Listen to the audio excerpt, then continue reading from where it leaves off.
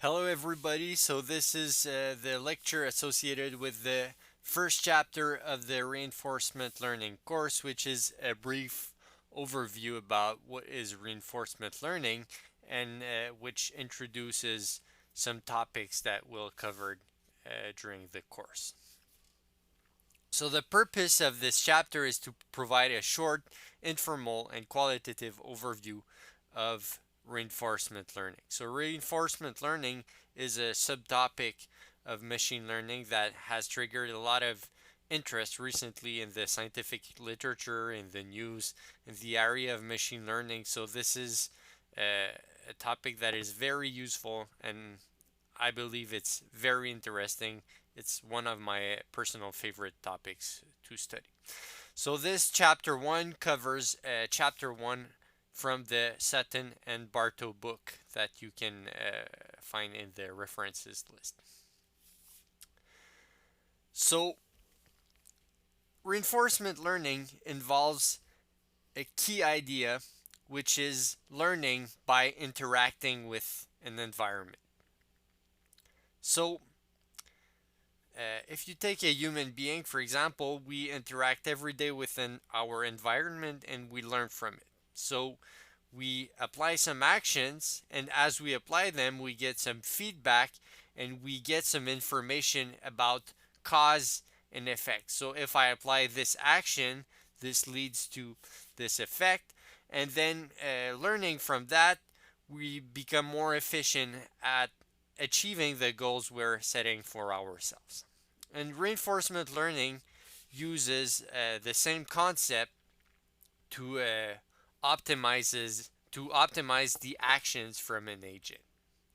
Okay, so this is a key concept in reinforcement learning. Reinforcement learning involves optimizing actions of agent which try to achieve some goal, and the optimization is done through interacting with the agent's environment and learn information about cause and effect. So when that agents perform which one or some other action, what are the consequences of such actions? So real life situations which are analogous to this are, for example, when a baby learns how to walk. So to learn how to walk, you have to try many actions first. So you have to try to move various body parts, move your arm, move your leg, etc. And then every time you perform an action as a baby, you observe what happens. And at some point, the baby is able to walk because he's tried several actions and he has identified actions which work best through experience. So in the future, he's able to repeat these actions which were identified as successful to become able to walk. Okay, so reinforcement learning is a sophisticated trial and error method to understand which actions work in which context so as to reach some goal. So, uh, some quick definition of reinforcement learning. Reinforcement learning is a learning approach which learns what to do. So, by what to do, I mean mapping situations into actions. So, if I'm in this situation, I should do this action. If I'm in this other situation, I should instead do this action. So, learning what to do so as to maximize numerical rewards he obtains. Okay, so what do we mean by rewards? For example, if you're learning to play chess, your reward would be winning the game. If you're a robot and you try to walk, then your reward would be being able to walk. Okay, so these are examples of rewards from agents which are learning sequences of actions so as to reach some goal. So the rewards are related to the goals of the agent. So a key difference between reinforcement learning, which we will study in this course, and other methods of machine learning, such as reinforcement learning, is that the learner, the person or the agent who learns what to do, isn't told in advance which actions are optimal. Okay, so the learner must discover which actions are optimal through trial and error. So you try some actions, sometimes you get rewards. If you try some other actions, you don't get rewards. So eventually you'll tend to pick actions which provide you with more rewards so as to be more successful. Okay, so reinforcement learning, as we said, it's some form of trial and error framework which leads to rewards, long-term rewards maximization.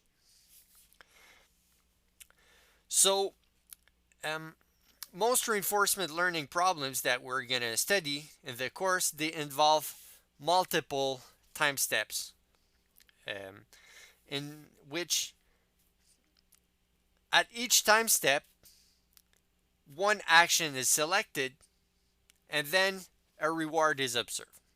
So you have a sequence of time steps. At each time step, at the beginning of the step, you're in some state. You select an action based in the state in which you're in. Then from that action, you obtain a reward, and then you jump in to the next time step in another state. Then from that state, you select an action, get some reward, and etc. So it's a often reinforcement learning problems are multi time step frameworks. And what's particular about reinforcement learning problems is that any action taken at any step will influence not only the current reward you receive, but it will also influence subsequent states, so the subsequent situations in which you are in and subsequent rewards. So every actions you make in the reinforcement learning framework will have impact not only on the current time steps but on all future time steps. Okay, so these involve complicated um, optimization problems where you're not only myopic and you want to optimize your next reward you obtain, but you want to typically optimize a sequence of rewards you will obtain through time. Okay, so the rewards you obtain and that you want to optimize, well, some of them are observed immediately, but some of them are delayed and will only be observed later on in time. Okay, so um, rewards associated with an action are not always immediately observable. So sometimes the trial error involves not only looking at the current reward, but you have to wait a bit to see other outcomes and reward which stem from your actions to determine if your action was good or not ultimately. So as we discussed earlier, the general problems faced in reinforcement learning can typically be expressed as what we call sequential decision problems. Okay, so these will be defined more thoroughly in subsequent chapters.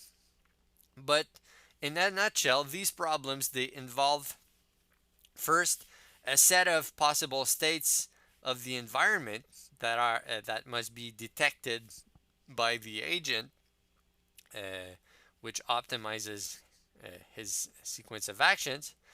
Second, a set of possible actions. So in each state of possible state of the nature, these problems specify what actions are possible in each of these states. And finally, they involve an objective. Okay, so the agent, which takes actions, tries to reach some given objective. And the objective will typically be to maximize the rewards he will receive based on his actions. So, in reinforcement learning, there's a key idea that often needs to be considered when optimizing the actions of an agent. And this key idea is exploration versus exploitation. Okay, so this idea is very important, and it arises in the vast, well, in all problems of reinforcement learning. So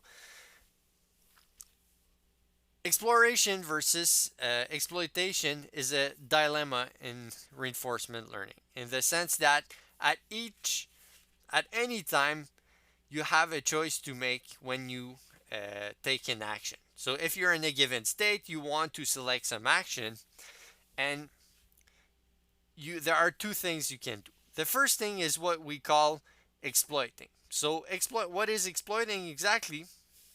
So exploiting entails applying actions which you've learned in the past that are successful in providing you short-term rewards, or well, even long-term. Okay, but you, so, in learning, you identify some actions being good to provide you rewards. So exploiting means you apply these good actions to obtain rewards. Okay, so you exploit your current knowledge about how successful the actions, each of the actions, can provide you reward. However, when you learn something, you cannot only exploit what you know. Sometimes you have to learn new things. Okay, and this is called exploring. So exploring entails either selecting actions you haven't used before and try to determine if they're successful in giving you rewards, or maybe trying actions you already tried in the past, but maybe you didn't estimate well their potential for giving you rewards. So to refine your estimate of how much reward some action can do, sometimes you have to revisit the ones that seem didn't seem so good, because maybe imprecisely you are imprecise or wrong about them, and they could give you higher reward than what you've estimated in the past. Okay, so in a reinforcement learning framework, uh, you as an agent, you always face the exploration versus exploitation dilemma. So if you ultimately want to have high rewards, at some point you need to exploit your knowledge and to take decisions which you know will lead to good rewards. But also, sometimes you might explore, because exploring might entail discovering actions which you uh, will ultimately provide you rewards, but which you haven't identified as being successful right now. Okay, so in reinforcement learning, there's always a trade off to select between exploiting your knowledge and exploring to acquire new knowledge and discover new actions that are successful. So now we will present some applications of reinforcement learning to real world problem to motivate the importance of reinforcement learning and to trigger your interest. So one application would be to try to learn how to play chess. So if you're playing chess, what would be the objective or the reward? Well, the objective would be to checkmate the other player. Okay, so you can think of a reward the chess game as a problem where you're trying to get a reward which you can call one if you checkmate the other player, and you want to avoid being checkmated. So in this, if you play chess, what would be the states of the nature? Okay, what would be the states in that game? The states would be the set of all possible locations of or configurations of pieces on the board. Okay, so the state of the nature is the current way the pieces are located on the board, and the actions from the agent, the set of actions is the set of all possible moves that can be made by each piece. Okay, so we can see that chess is a sequential uh, a problem where you have a sequence of action to be determined so as to reach a goal. Okay, so at any time step, every time it's your turn, you're in some given state. So you have a current configuration of the pieces of the board, and you must select some action. So you must make a move, which is a function of how the pieces are located or displayed on the board. And ultimately, you will get a reward if you're successful checkmating your opponent.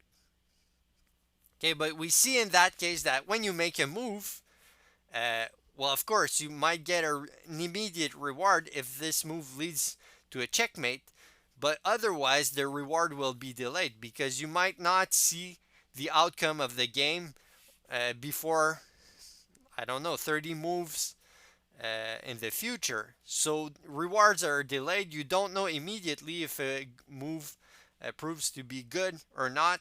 You have to wait for the outcome of the game. And ultimately, it's not easy to disentangle. So let's say you win a game, it's not necessarily easy to determine, okay, was this game good because the first move was good, the second move was good, the third move was good, etc. So this is a very non-trivial optimization problem, assessing which of the moves were good or not. But we're going to see that reinforcement learning precisely allows you to determine this. Okay, so this is a key useful feature of reinforcement learning. It allows you to determine the value of every single action you are making when you try to solve a reinforcement learning process or a sequential action making problem. Okay, so again, how do you learn to play chess in practice?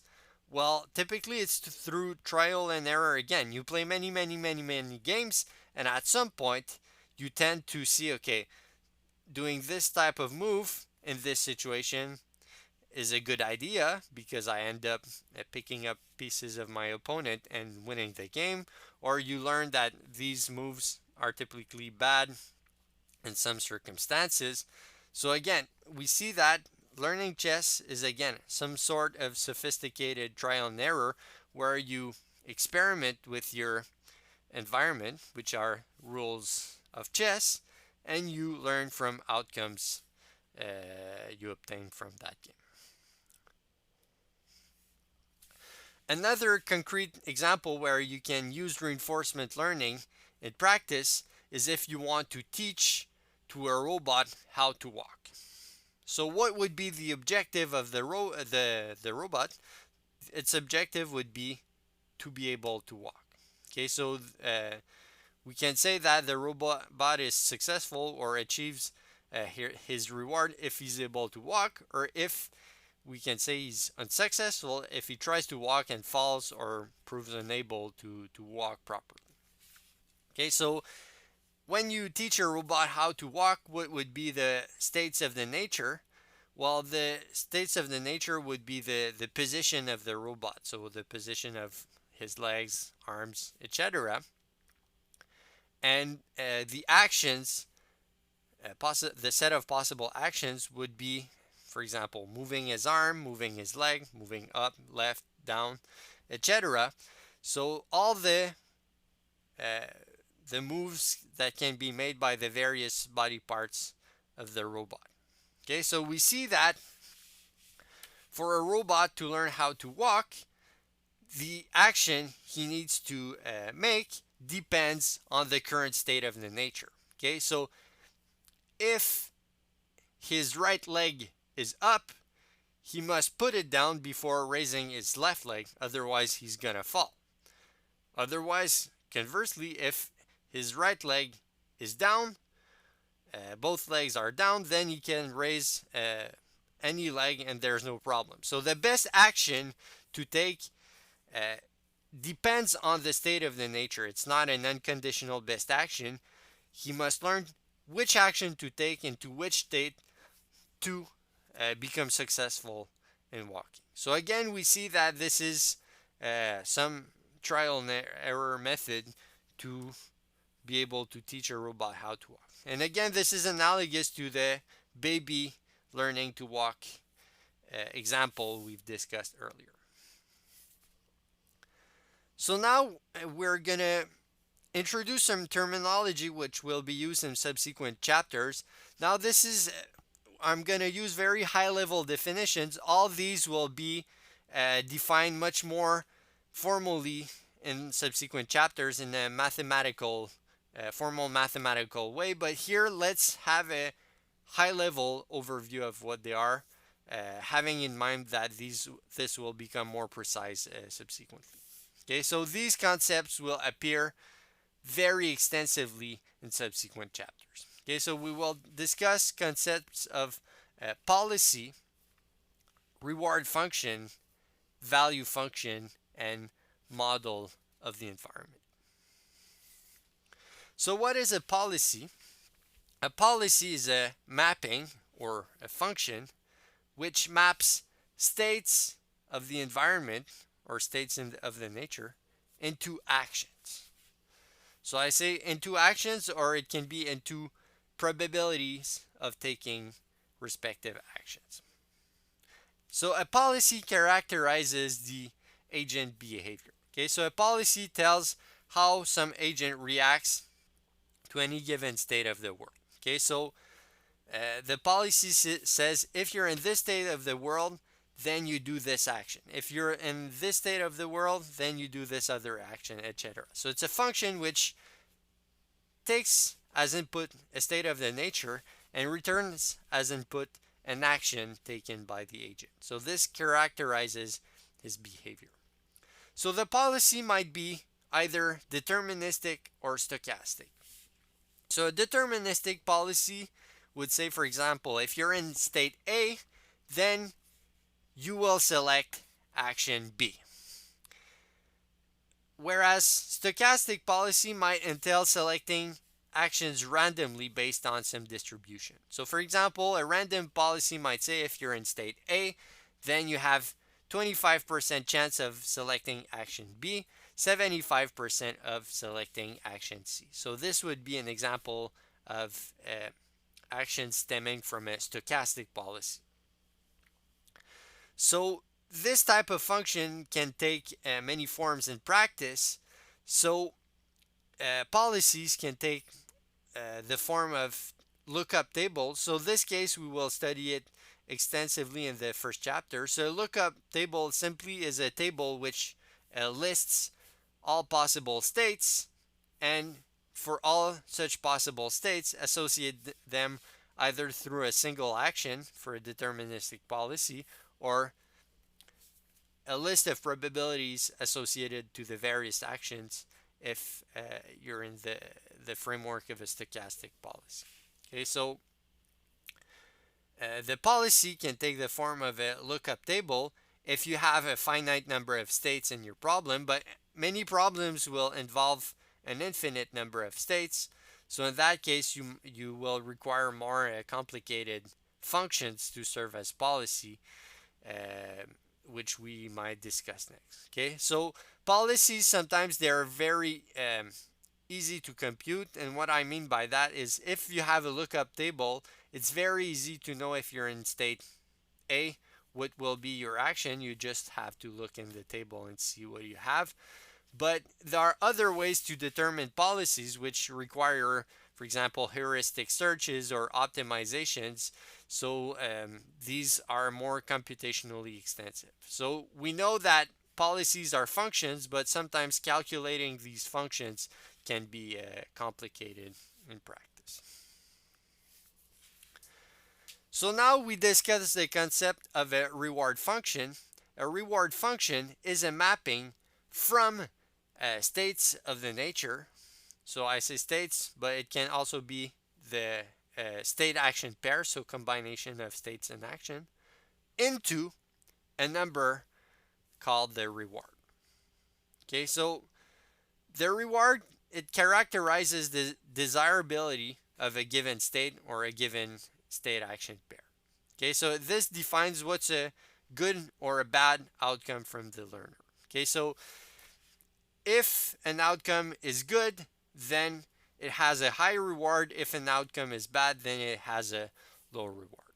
Okay, so the reward function is a mapping which takes a state or a pair of state and action and returns the reward associated with that state or state action pair. So again, rewards can be deterministic or stochastic. So sometimes you know that if you're in this state and you do this action, uh, you will get exactly that reward. So for example, if you're in chess, you know exactly the rewards in advance. So you know exactly if you make this move in this situation, you will checkmate your opponent. So you will receive a reward right now. Or if you don't checkmate this situation, you know the game's gonna continue. So you get zero reward right now. And you have to wait some more before observing a potential reward, but the immediate reward is zero if you don't checkmate your opponent in the next case. So for example, chess is an example of problem where rewards are deterministic, but sometimes there are other problems where rewards are stochastic, random. So for example, in finance, I'm more of a financial mathematics guy. So sequential decision making problems sometimes they involve optimizing a portfolio to maximize your wealth in some sense. And when you make an investment decision, so when you decide on the composition of your portfolio, you don't know in advance how much money you will make out of this portfolio because the outcome will be random. It depends on whether the market will go up or down and by how much. So in that case, rewards are said to be random or stochastic because for a given state and a given action, so for example, given your current wealth and given your current allocation to the various assets in your portfolio, you don't know in advance what will be your reward, what will be your wealth in subsequent periods. So this is an example of a stochastic reward problem. And the objective of the learner or the agent in that case will be to maximize rewards it receives from his actions. Okay, so what do we mean by maximizing rewards? Is it the expectation? Is it risk associated with rewards, etc.? This will make that more precise subsequently, but right now we'll just remain a bit vague about this and we will say maximizing rewards. Okay, so this remains vaguely specified.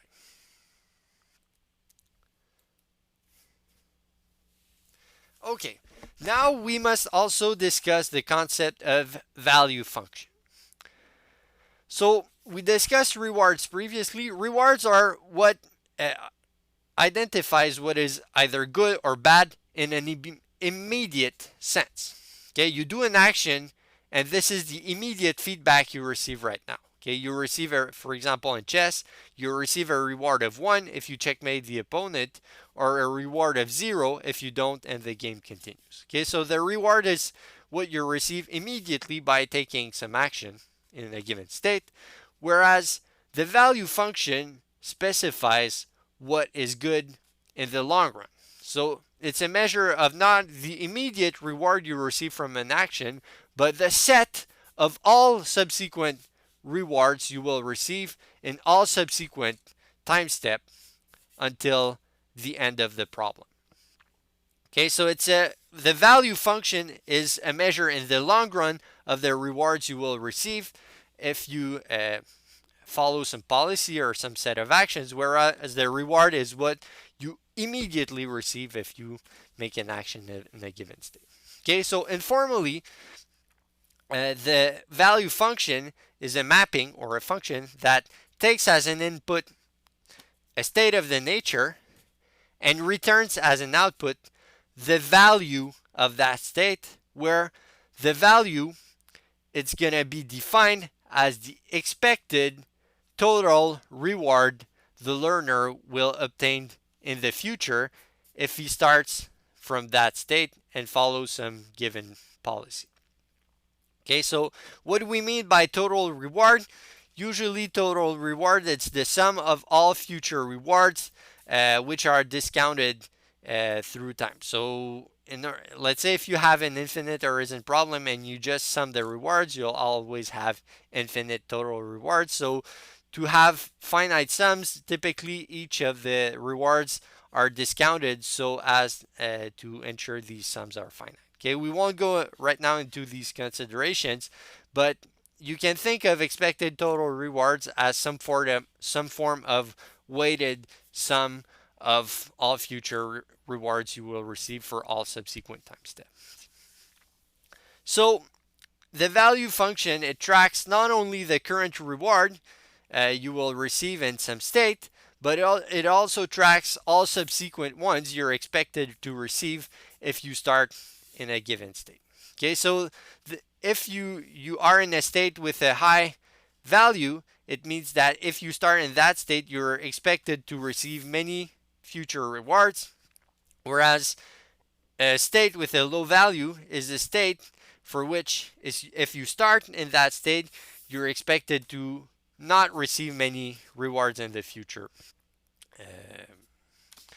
So this is what we call the value function. Okay, so in a nutshell, a reward tells you what is immediately good or bad, but the value function tells you what's good or bad in the long run.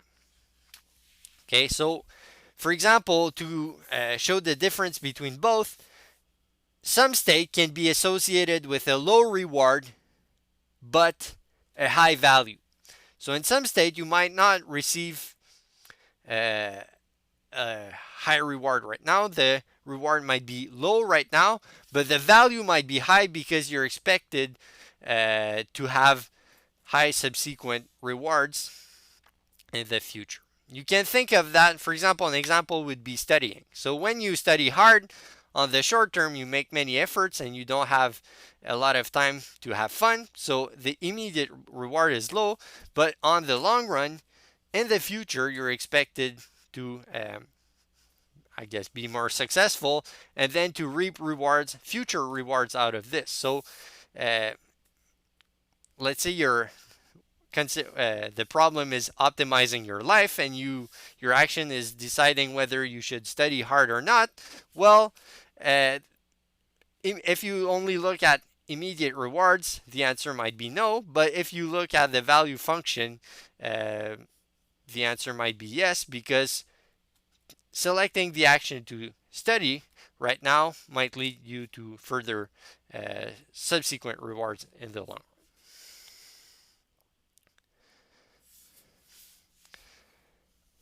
So, when you're an agent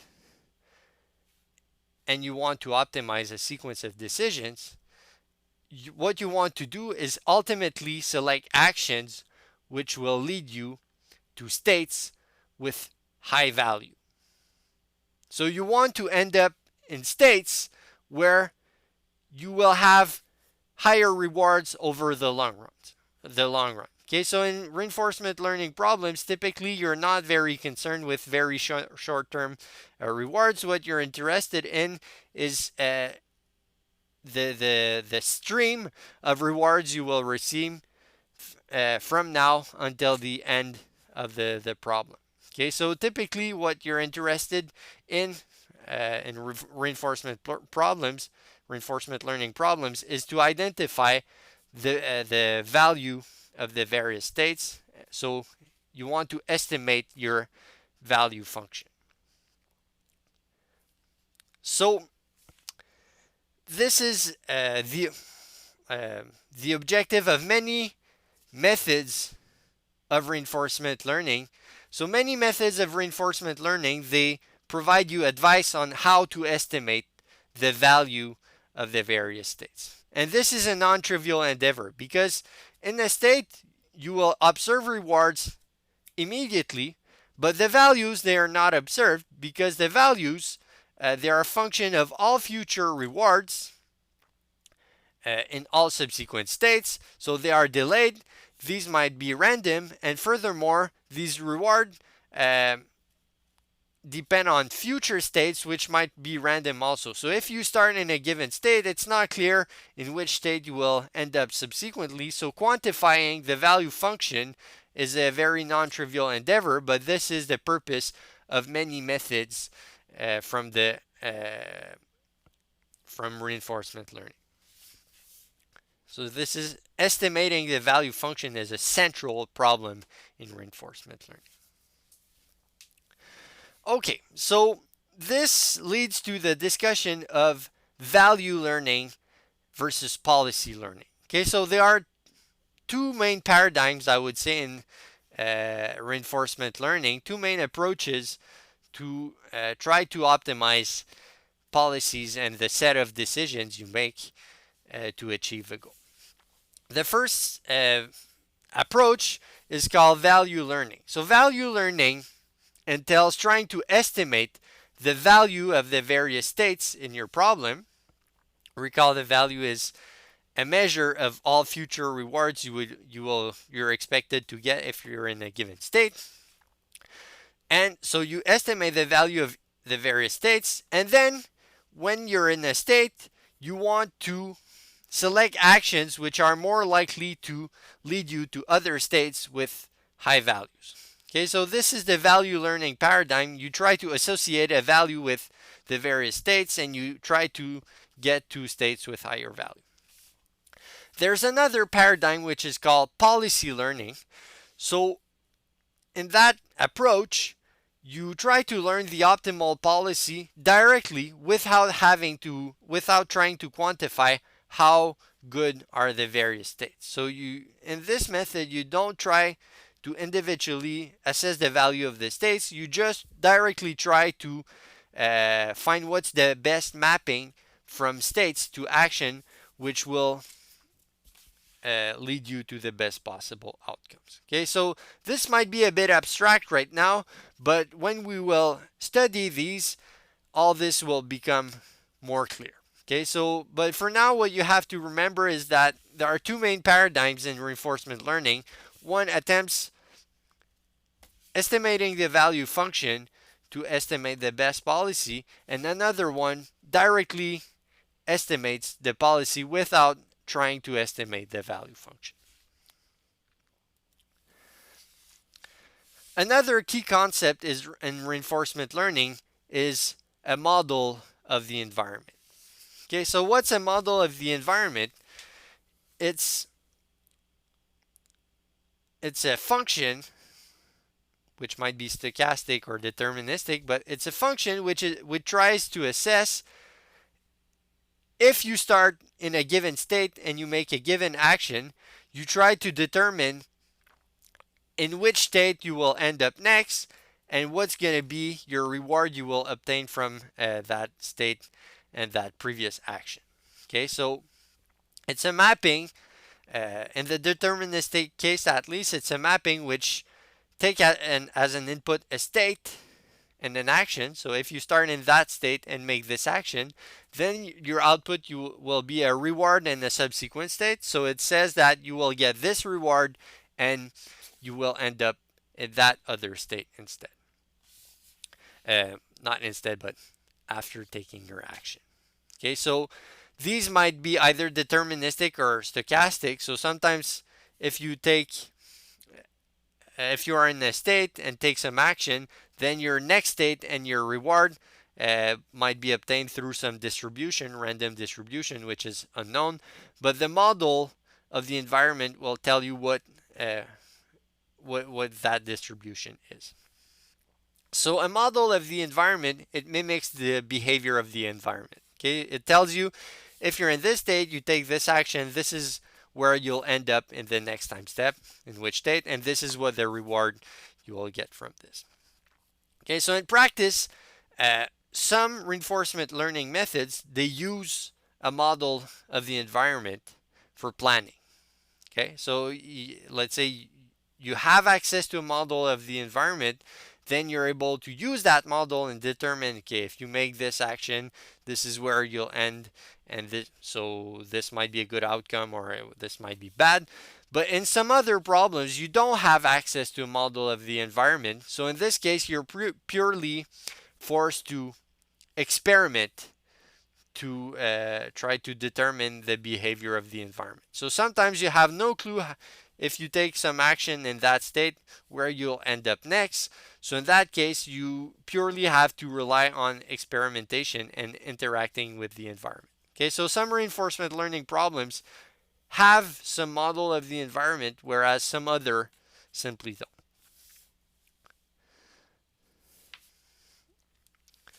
Okay, so this is what we just discussed. So reinforcement learning problems, which don't have access to a model of the environment, they purely have to rely on trial and error by interacting with the environment itself. So through interaction, the environment will reveal how it behaves. So you have no prior idea about the environment. And conversely, there are other methods we said that use a model or environment, or we might not study that in the course, but some methods they combine the use of of the model in the environment and the interaction with the environment itself. Okay, so for example, when you have a model of the environment, it might be useful because you can use it to simulate the behavior, but it might not be perfect. So once in a while, it might be good to go out in the field and test uh, your your your your your optimized policy to see if it behaves like your model proposes. So sometimes in some problems, it's good to have both a model of the environment and both access to the real environment so that the real environment gives you true unbiased information about how the environment behaves, and your model of the environment, it allows you to do some more uh, testing to optimize your policy. Okay, because sometimes interacting with the environment can be very costly. Okay, so if, for example, if interacting with the environment entails manipulating some very costly machinery that is costly to operate, you have a limited uh, ability or amount of time dedicated to using that machinery, because every time you use it, for example, it costs you like $1 million or something like that. So in that case, it's good to have a model of the environment to try to improve your policy. So you can think of this as, for example, if you're trying to launch a rocket, um, it's good to have a simulator, or let's say you have a pilot who's trying. Let's have this example instead. You have a pilot who's trying to learn how to fly a plane. Well, it's good to have simulators because you can train them often on this, but eventually they'll have to try um, flying by themselves because the simulator might not be 100% reflective of the nature. Okay, so we've discussed many concepts up to now. Let's try to see how these concepts apply to some reinforcement learning problem. Okay, so we will illustrate these ideas of reinforcement learning through the problem of playing tic-tac-toe. Okay, so I guess most of you are familiar with how tic-tac-toe works. For those who aren't, I suggest you go look on Wikipedia how to play this game. Okay, so it can be shown that if you're a skilled tic-tac-toe player, you can play so as to never lose. Okay, there's a way to play that game so as to never, ever, ever lose a game. However, in practice, if you play tic-tac-toe against somebody, that somebody might not be a perfect player, and sometimes he might make incorrect moves and potentially allow you to win.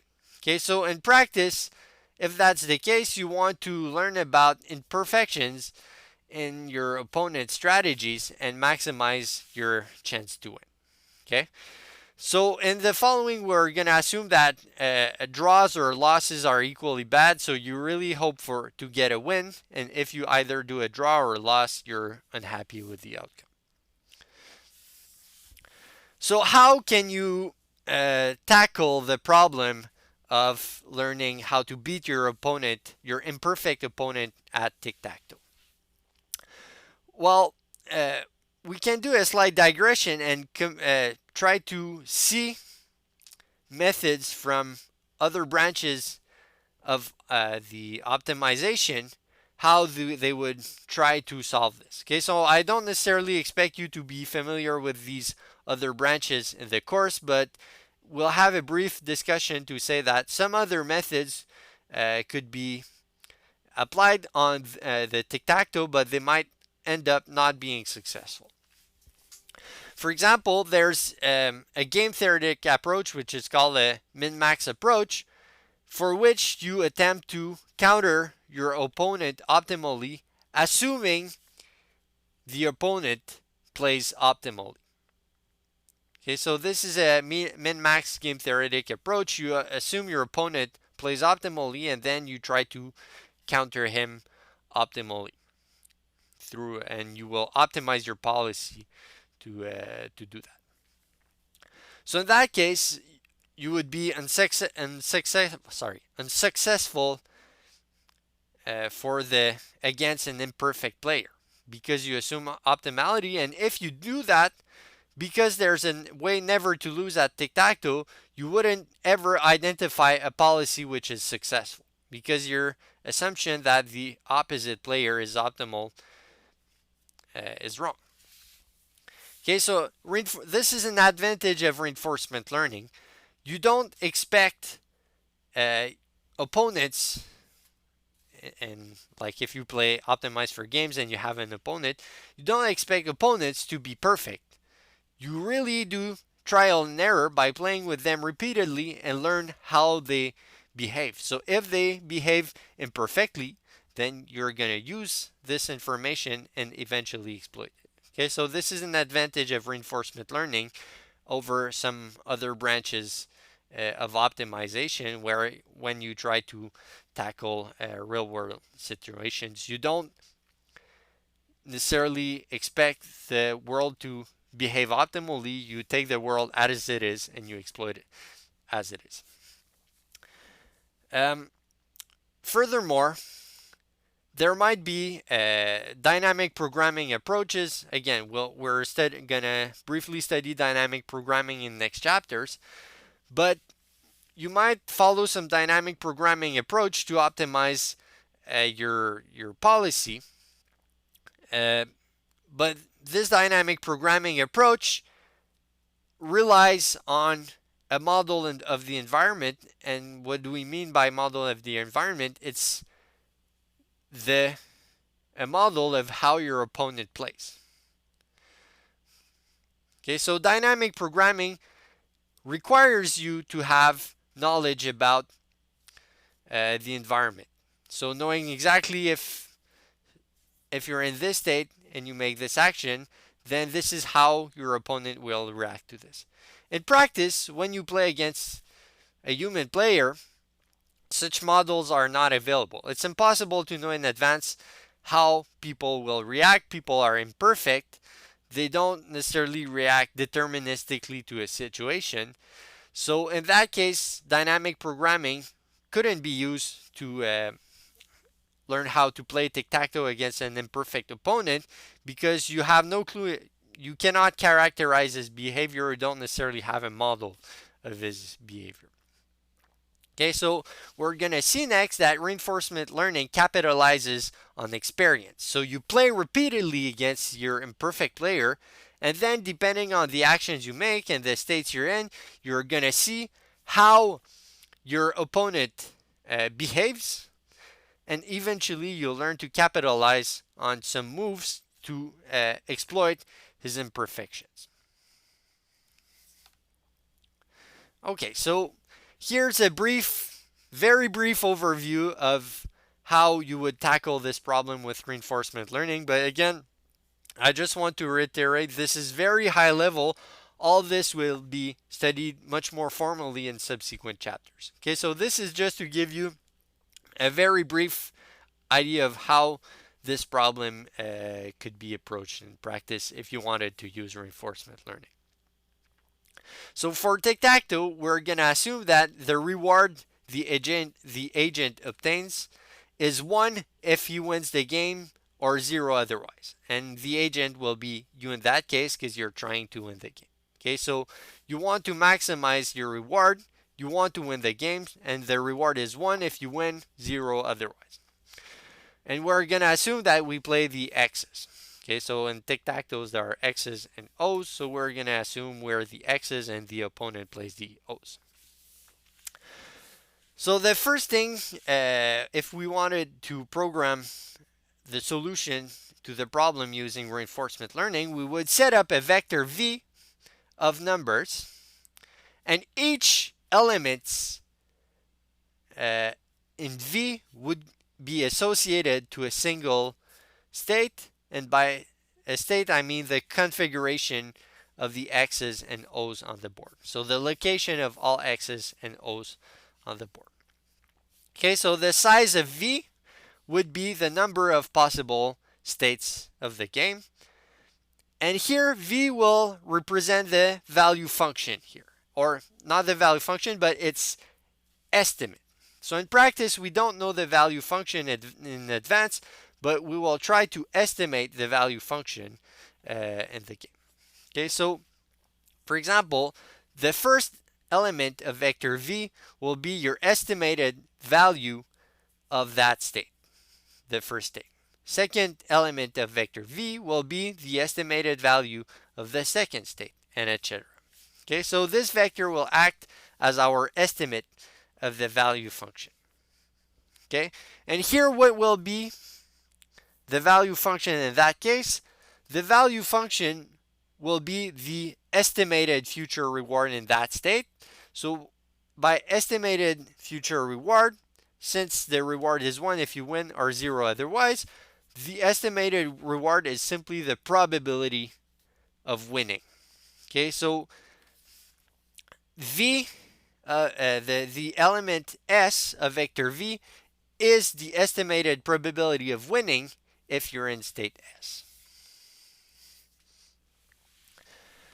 So how will we obtain these estimates? So in practice, we will initialize our vector V in some ad hoc manner.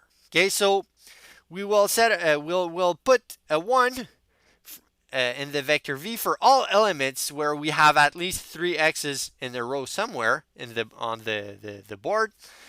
Okay, because we know in that state we're winning. We'll put a value 0 for all states where there are 3 O's in a row because we know we already lost in that state. And for all other states where we have neither won or lost immediately, then we'll start with an estimate of 0.5. Okay, so this is a bad estimate, but this is where we will start and we will refine this estimate. Okay, so for all states for which we haven't won or lost, we will assume an initial estimate of 50% chance of winning, and the idea will be that we're going to refine subsequently these estimates as we play the tic-tac-toe game. Okay, so here the idea is we play many games against the opponent, and then how it's going to work. So every time we play a game, at each turn, we must select our move.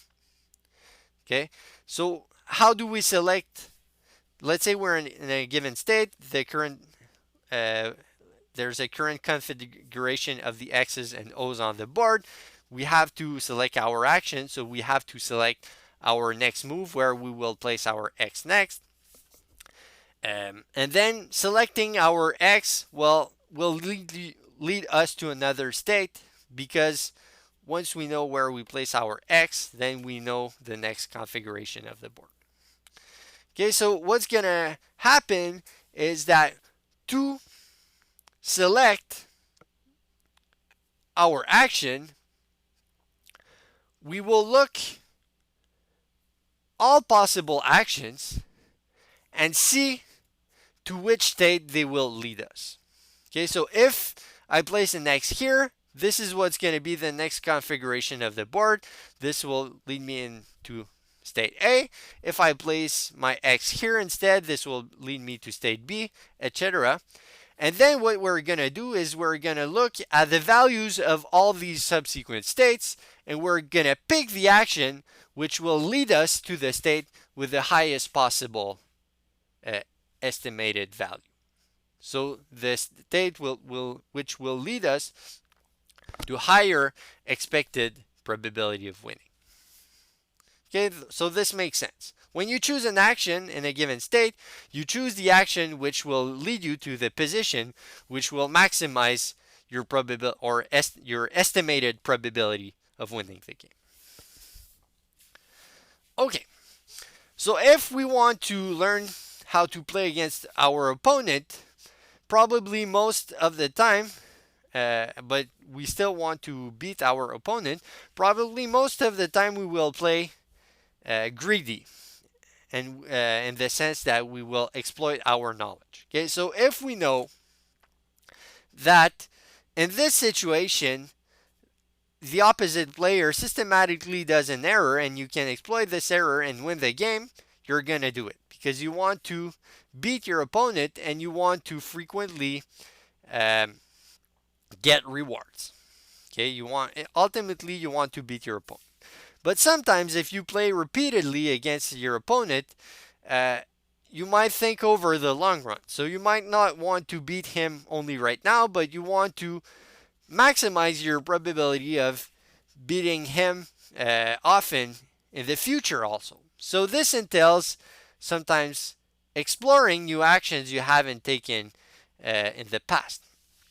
Okay, so in practice, what you could do is instead of selecting the action which seems to be the best to lead you to the highest probability of winning, sometimes you will try random actions. So these random actions, either you didn't try them in the past, or sometimes they led to bad outcomes, but maybe this was because you had an imperfect estimate of their actual value, and you can realize through playing that, okay, this action I thought it might not have been good, but now I realize it's better than I thought. So it might make sense sometimes to try some new actions, even if they aren't estimated as being optimal right now. They might prove ultimately to be more successful than your current estimate of the best action.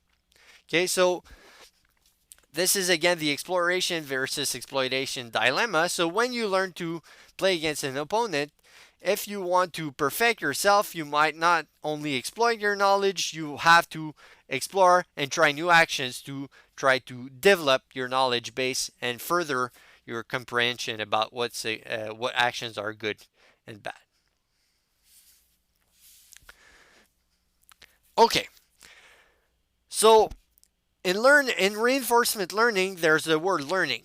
So it's good to play repeatedly against your opponent, but you must learn from the outcomes of the game. Okay, so every time you play a game, you will adjust elements of the vector v of the value function so as to reflect the outcome of the games you played, so as to incorporate the knowledge you've obtained. Okay, so for example, if you play a game where you were in state A, B, C, and D, for example, and you ultimately won the game, then you might want to increase the value of these states, or your estimated value of these states, because playing the game led you to a good outcome. So you might say, okay, these seem good. We will in our estimate of the value function, we have to reflect that. Conversely, if you play a game and you were in state F and J and then lost that game, then you might want to decrease the estimated value of states F and G because they led you to bad outcomes. So you want to reflect that in your estimates of the probability of winning associated with each of the states. Okay, so this is how this is going to work. So at every point in time, so every time you're in a state, let's call, let's say you're at time t. Okay, so you have many moves to make, but time, for example, the sequence of time steps will be 0, 1, 2, 3, 4, 5, etc. Let's say you're making your teeth move of the game, doing your teeth action, will denote by st the state you're in before making the move, and then st plus 1 will denote the next configuration of the board once you've made your move. So the question we have to ask ourselves is, how will we update the estimate of the value of each state every time we make a move and every time uh, we observe the outcomes from our game?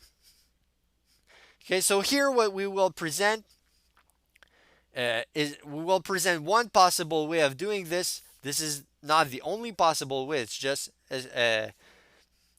one of the possible approaches we will study subsequently. It's based on what we call a temporal difference approach. Okay, so this approach entails the following. Okay, so we're in state ST, then we're applying some action which leads us to the state ST plus 1, and then based on that we will update the estimated value of the state ST according to the following rule. Okay, so here this is the formula we're going to use. So here this left arrow here, it's not a mathematical operation, it's used in the computer science sense, which means updating. So you replace the left side by the right side. Okay, so it means that when you're in state ST, you make a move, you end up in another state ST plus 1, and you will substitute your current estimate for the value of state ST as, again, the value of state ST plus alpha, which, so alpha here is a small constant to be discussed later on, times the difference between the value in your state ST plus 1 minus the value in your state ST. Okay, so basically what this means is that we will increment our current estimate of the state ST by this new term here, which is based on the difference between the estimated value of the state at t plus 1 and your current estimate of the value at state t. Okay, so here alpha, it's called the learning rate or a step size parameter, and this determines how fast your system will try to learn the optimal policy. Okay, so we say how fast, but we will discuss next that it's not necessarily a good thing to learn very fast. Okay, but let's leave these considerations aside right now. We'll discuss that more in depth later on. Okay, so what justifies here this increment term? Why do we consider the difference between the value in state ST plus 1 and the value in the state ST?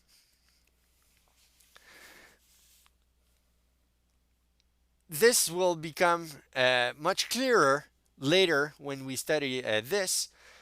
But okay, we will discuss this in the next slide. But before mentioning that, we have to mention that we said this is a temporal difference approach, and why do we have that name? Why do we call?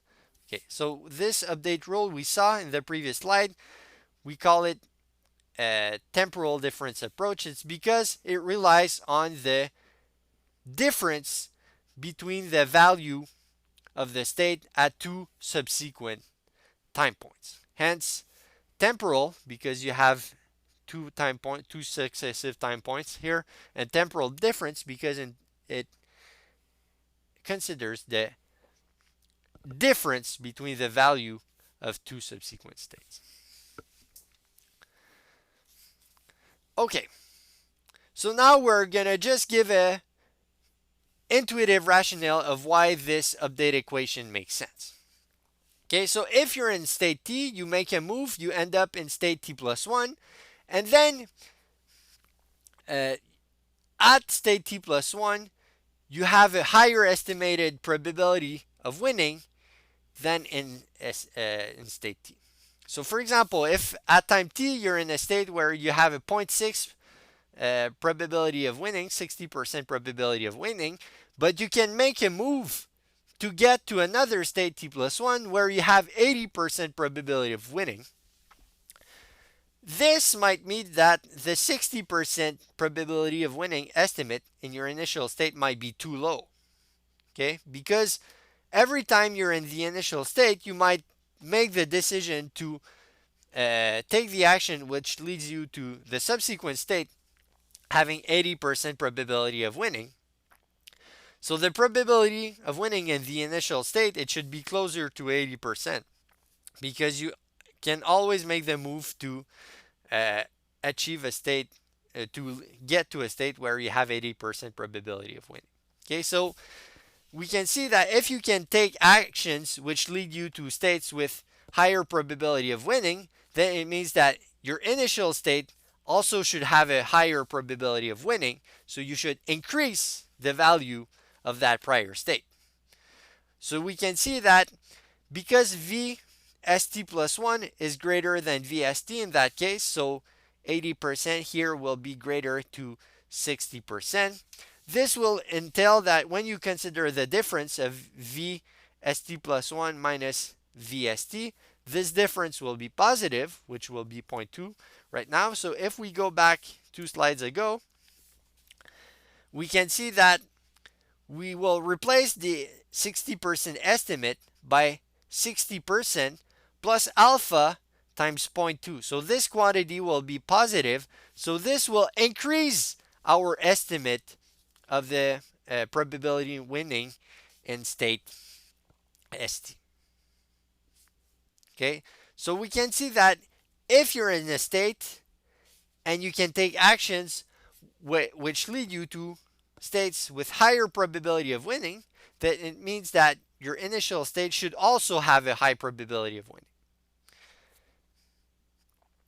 Conversely, if you're in a state where you have 60% probability of winning, but then the best action you can take leads you to another state with an estimated probability of winning 40%, it might mean that your estimate of the initial state probability of winning, 60%, is too low because ultimately you can only reach states which have a lower probability of winning. So in that case, your estimated probability of winning for the initial state might be too high, so you need to decrease it.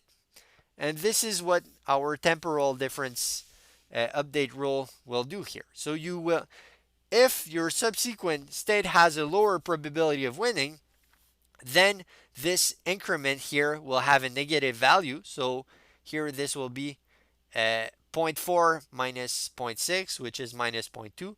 So this will entail that your next estimate of the value of state ST is your current estimate plus alpha times minus 0.2. So you will decrease your estimate or your estimated probability of winning for your original state.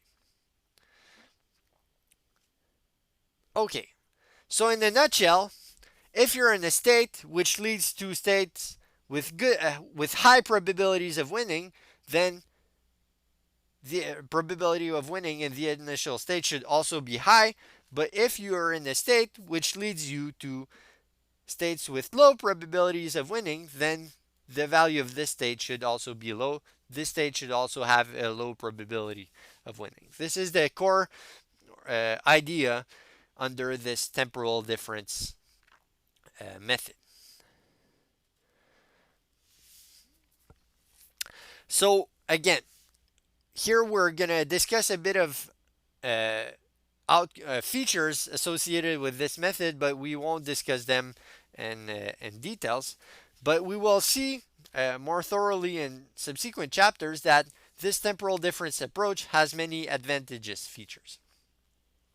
Okay, so first we can see that if we follow, well, not we can see, but we claim that if the learning rate alpha is decreased toward zero through time at a suitable rate as you play and play and play against your opponent, it's possible to show that your vector v, your estimated probabilities of winning, will converge to the true value function, to the true probabilities of winning.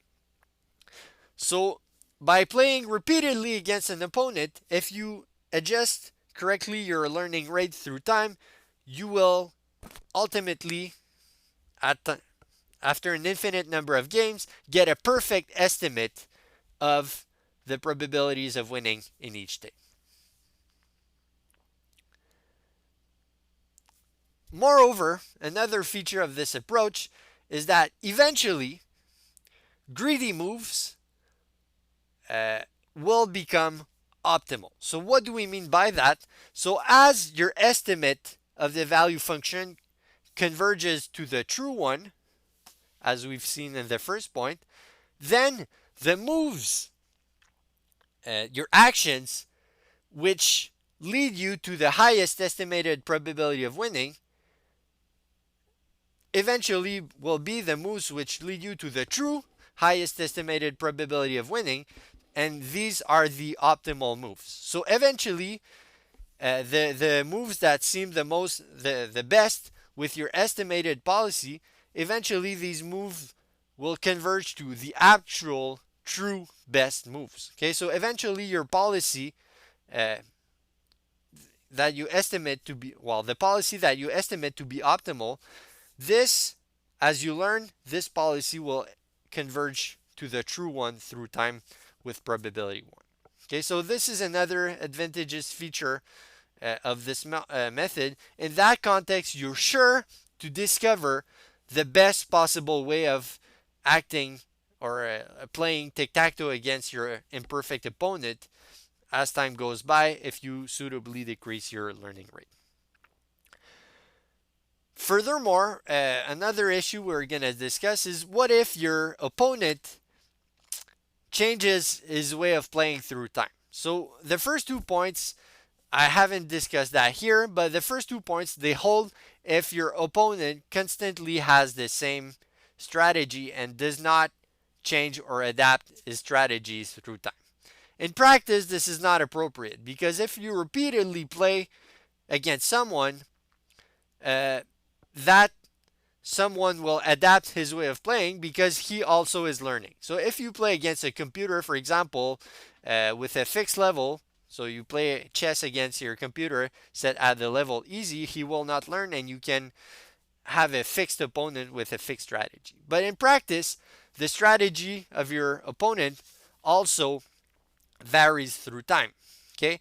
So for the temporal difference method we've studied, we're going to discuss in subsequent chapters that if you don't reduce your learning rate to 0, but you keep it not too low, then your strategy can also adapt to adaptations of your opponent. So you will not only learn to play against your opponent suitably, but you will successively adapt to the new ways or new strategies your opponent will use. Okay, so you're learning against an opponent who's also learning. So you're learning to play against somebody who perfects themselves. Okay, so this is a very favorable feature when you're learning to optimize the actions of an agent where the rules of the environment are slowly changing. So for example, in finance, the way people react to some news, for example, might not be the same right now in this very technological world than it was 40 years ago or like 60 years ago.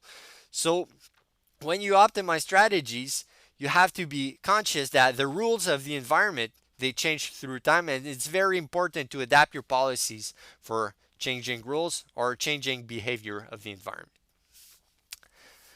Okay, so now we've discussed tic-tac-toe. It's an oversimplistic problem because the number of states for this problem is very low. It's not a very interesting problem. Of course, it has limited use in real life. But reinforcement learning problems, they can be shown to be applicable for problems with a much higher number of states. Okay, so if we remain in the realm of games, it can be shown, for example, that playing backgammon involves a very large number of states, so approximately 10 to the power 20 states, which is enormous. Okay, so in that case, you cannot have a table which lists the value of every single state because most of these states you'll never uh, encounter them, so you'll never have a suitable estimate for them. Okay, so you need to develop methods that can tackle problems with a very large number of states. So here, backgammon is a very large number, but many problems have an infinite number of states. Okay, so if you have a continuous set of actions and states, then you have to tackle these problems where the number of states is very large or infinite. So uh, it recent reinforcement learning approaches, they are adapted to tackle these problems very well. Okay, so reinforcement learning, it's not only to be able to play tic-tac-toe, it's to tackle much more difficult problems, and of course some problems are more relevant to real life than tic-tac-toe. So to handle these cases of uh, problems where the states are very large, you typically have to combine traditional reinforcement learning methods to other machine learning methods. So, for example, supervised learning methods. Okay, so a formal discussion of supervised learning can be obtained if you follow my the statistical learning course. I sometimes teach at Concordia. But what these supervised learning methods entail, they entail inferring the value of some states you've never faced in the past by looking at similar states that you did face in the past. Okay? So if you're playing backgammon, you'll never face all possible states, but you can say that, okay, I've been in a situation very similar to the one I'm currently in, and this situation um, had a very favorable outcome. Okay, so you might infer that if I'm in a situation that is very familiar to this other one I faced in the past and this other one had a favorable income, then most likely for this new state you'll never encounter, you will also have a favorable income outcome. Sorry. So supervised learning methods, they entail trying to approximating the value of some states by looking at other similar states. Okay, so there are many ways to combine many areas of machine learning, supervised learning and reinforcement learning, for instance, to make the learning tools more powerful. Another very hot topic in reinforcement learning right now is the use of neural network. Okay, so there's a topic called deep reinforcement learning, which uses deep neural networks to approximate your value function. Okay, so if you have too many states, instead of listing the value of each state, you can again approximate the value of uh, some state that hasn't previously been seen through some function uh, which approximates the value of all states, and that function might be a neural network. So neural networks are parametric functions that are very flexible and can represent many possible shapes of functions. So they can be used as supervised learning tools that can be combined with reinforcement learning to yield favorable outcomes. So again, this will be discussed more thoroughly in subsequent chapters.